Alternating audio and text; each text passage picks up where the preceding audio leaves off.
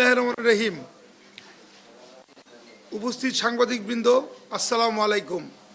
নেত্রকোনার মদনে আলোচিত মাদ্রাসা ছাত্রী ধর্ষণ মামলার প্রধান অভিযুক্ত আমানুল্লাহ মাহমুদী ওরফে সাগর র্যাব ১৪ ময়মনসিংহ কর্তৃক গ্রেপ্তার। গত ২৩ এপ্রিল ২০২৬ বাদীর দায়েরকৃত এজাহারের বিবরণে জানা যায় যে ধৃত অভিযুক্ত আমানুল্লাহ মাহমুদ ওরফে সাগর ৩০ নেত্রকোনা জেলার মদন উপজেলায় হজরত ফাতেমাতুজ্জোহরা মহিলা কওমি মাদ্রাসার প্রতিষ্ঠাতা ও শিক্ষক। ভুক্তভোগী শিশুটি একই এলাকার বাসিন্দা ও পরিবারের একমাত্র কন্যা সন্তান। শিশুটির বাবা তাদের ছেড়ে দীর্ঘদিন ধরে নিরুদ্দেশ।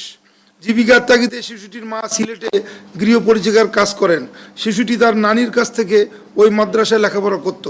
গত কিছুদিন থেকে শিশুটির মা শারীরিক অবস্থার পরিবর্তন দেখে ১৮ April ২০২৬ modern diagnostic centre Madan নেত্রকোনায় চিকিৎসকের শরণাপন্ন হলে শিশুটি ৭ মাসের অন্তঃসত্ত্বা বলে জানা যায়।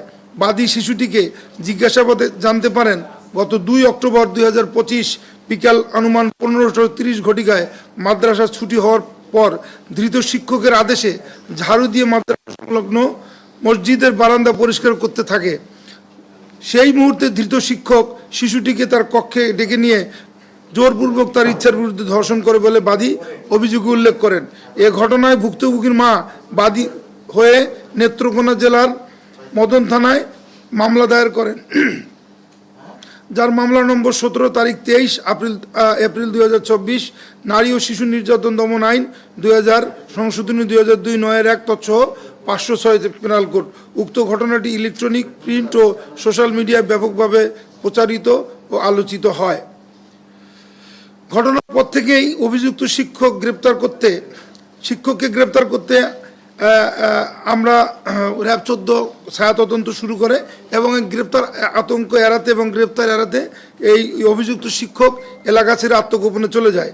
এরই ধারাবাহিকতায় গোপন সংবাদের ভিত্তিতে সদর কোম্পানি র্যাব ১৪ ময়মনসিংহের একটি চৌকস আভিযানিক দল অদ্য ৬ মে ২০২৬ খ্রিস্টাব্দ ভোর আনুমানিক ৪:১৫ ঘটিকায় ময়মনসিংহ জেলার গৌরীপুর থানার সোনামপুর এলাকা থেকে অভিযুক্ত আমানুল্লাহ মাহমুদ আরাফি ওরফে সাগরকে গ্রেপ্তার করতে সক্ষম হয়। পরবর্তী আইনানুগ ব্যবস্থা প্রক্রিয়াধীন রয়েছে।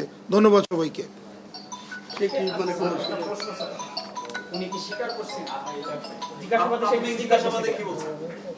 জিজ্ঞাসাবাদে আমরা জিজ্ঞাসাবাদ করেছি তাকে, পরবর্তীতে তদন্তকারী কর্মকর্তা তাকে রিমান্ডে নিয়ে জিজ্ঞাসাবাদ করতে পারে। আমরা প্রাথমিক জিজ্ঞাসাবাদ করেছি, সে খুব বেশি কোনো কিছু বলেনি আমাদের সাথে।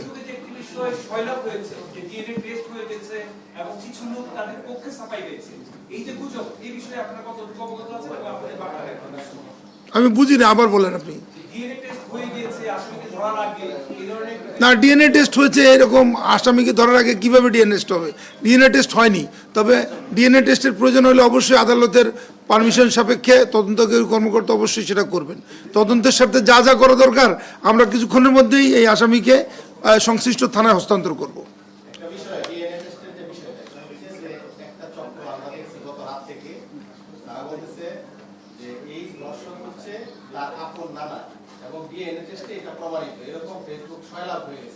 ফেসবুকে তো অনেকেই অনেক কিছু লিখবে, এটার দায়িত্ব তো আমরা কেউ নিতে পারবো না।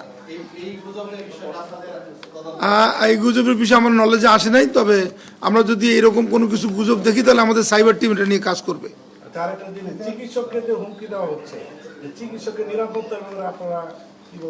চিকিৎসকের নিরাপত্তার ব্যাপারে যথেষ্ট সতর্কতা অবলম্বন করা হয়েছে। অলরেডি নেত্রকোনার পুলিশ সুপারকে আমি ডিআইজি মহোদয় স্যারের সাথে কথা বলেছি, পুলিশ সুপারকে বলা হয়েছে এবং পুলিশ সুপার এবং মদন থানার ওসি ওই চিকিৎসকের সাথে সার্বক্ষণিক যোগাযোগ রাখছেন। আমরাও কারা কারা তাকে থ্রেট দিচ্ছে, নিরাপত্তা ঝুঁকি আছে এরকম যারা যারা তাদেরকে থ্রেট দিচ্ছে তাদের ফেসবুকে আমরা ট্রাভেল করছি। যদি এরকম আমরা পাই তাহলে আমরা অবশ্যই তাদের বিরুদ্ধে আইনানুগ ব্যবস্থা গ্রহণ করব। শিক্ষক আসলে কি স্বীকার করেছে বা সে নির্দোষ দাবি করেছে কিনা, শিক্ষকের পক্ষ থেকে যে দাবিটা তুলে ধরেছে সেটা, আর হচ্ছে সে কি অবস্থায় আত্মগোপনে ছিল, সে তাকে কিভাবে আপনারা শনাক্ত করলেন, কিভাবে আত্মগোপনে ছিল? তো সে আমরা এটা নিয়ে ঘটনার পর থেকেই গত ৩ দিন থেকে কাজ করছি। তো সে প্রথমে গেছে গাজীপুর, তারপরে গেছে কোথায় যেন গাজীপুর ওই যে টঙ্গী, তারপরে ওখান থেকে চলে এসছে গৌরীপুর।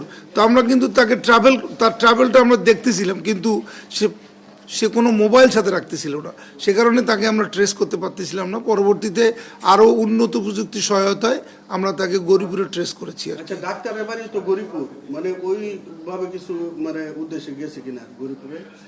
না, আমি এ ব্যাপারে আমার নলেজ নাই, আচ্ছা, গ্রেপ্তারকৃত আসামি কোনো রাজনৈতিক দলের সদস্য? আমি জানি না। ধন্যবাদ। সে কি ঘুমে আসছিল না? কি অবস্থায় তারা পাওয়া গেছে? কোনো আত্মীয় বাড়িতে আছে? এই ধরনের ঘটনা দেখা যায় এবং এটা ফেসবুকে এক ধরনের শক্তিও হয়ে যায়। আপনারা বিভিন্নভাবে সাইবার সিকিউরিটি কাজ করছেন, অপরাধ একটি বিষয় এই ধরনের ঘটনায় যখনই কেউ কোনো সাইবার আক্রমণের শিকার হয়, অবশ্যই যেন তারা স্থানীয় থানা শরণাপন্ন হন এবং সাইবার সংক্রান্ত যে নির্দেশনা আছে আইনে, ওইভাবে যদি তিনি আইনানুগ সহযোগিতা আমাদের কাছে চান, র্যাব অবশ্যই তাকে সহযোগিতা করবে। ম্যাক্সিমাম ক্ষেত্রে দেখা যায় যে ওনারা মানে আইনের আশ্রয় না নিয়ে মানে ওনারা ভয়ে পান কিংবা আমি সাজেস্ট করব যে যারা এই ধরনের ভুক্তভোগী তারা অবশ্যই যেন আইন শৃঙ্খলা বাহিনীর কাছে জিনিসটা প্রকাশ করে এবং আমাদের কাছে ডিটেলস নিয়ে আসলে আমরা তাকে আইনি সহায়তা দিতে বাধ্য এবং দিব। 200-র বেশি সার্ভিস ও ফিচারে লেনদেনের সব বিকাশ অ্যাপে সম্ভব।